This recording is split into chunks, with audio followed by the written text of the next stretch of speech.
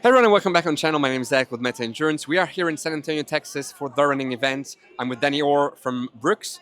And Danny, you have something new in your hands. What is this? Yeah, exciting. We were just talking about the Glycerin and we were talking about the Glycerin Max, which have a really strong following and obviously a very successful product. So Brooks, what we get to talk about now is the stuff that makes me more excited though, something that we're bringing to the industry that's truly new and different, not only for Brooks, but also for the consumer, right?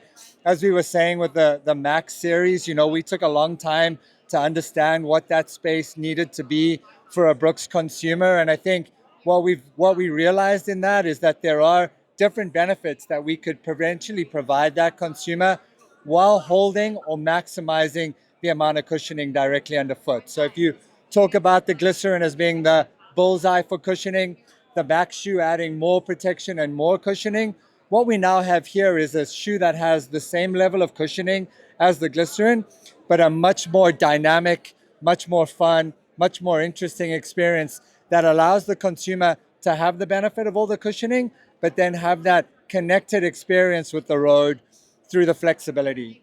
One of the things that we're very proud of at Brooks is this idea of habitual motion path, right? And what the habitual motion path means is that the consumers in their everyday lives, if they're able to maintain the movements that they do in their everyday lives when they're running, so if their ankle moves every day like it does when it's running, or their knee moves every day like it does when it's running, they've got a much better chance of being able to run healthy and to be able to run for longer.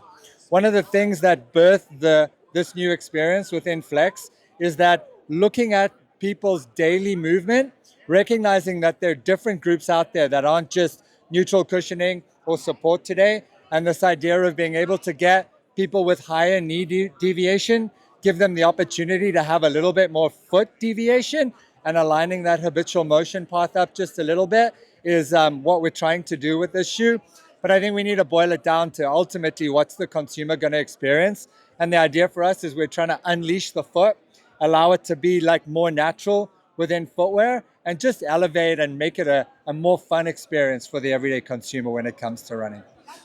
Do you think, Danny, that this is a trend that is going to grow on the market now, coming back from maximalism and going into more fun, more natural experiences? Or is this just like a test that you're doing here at Brooks and we'll see what happens afterwards? Yeah, I think the market and where the market's going is always an interesting conversation, and where the different inputs are coming from to drive generally changes that are more aesthetic or more visually different, right? I think the one thing for us at Brooks is that we really are driving this change through data. So it isn't about getting lower to the ground or whatever the case may be. It's about taking what we know about the runner and providing a solution for them that will work better for their unique needs and their unique biomechanics, while at the same time making sure that today the consumer wants more experiential feelings when it comes to so many of these shoes.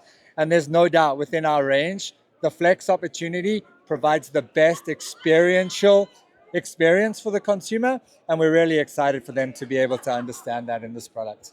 Can you maybe quickly describe the runner, the persona that would be the target consumer for this shoe? Yeah, and I think it's a variety of people, right? We have a lot of runners that are looking for different experiences on different days. And then I think we're looking for a lot of new runners that are coming to running in a way where they either think the shoes are stiff, they feel like the shoes are firm, they are worried about having injuries or any like different concerns in relation to their running. And I think we're taking out so much of that angst with a shoe like the Glycerin Flex and really allowing that runner who needs neutral cushion footwear the opportunity to do that in the most natural way possible.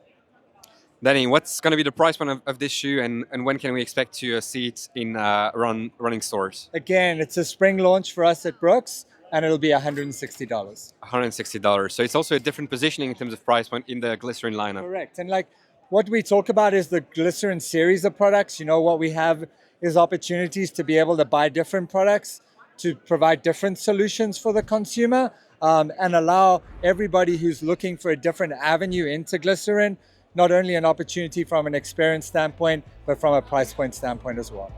Perfect. And if you want to see more Brooks 2026 previews, there's a place right here upper right hand corner. Thank you so much, Danny, for being here with us today.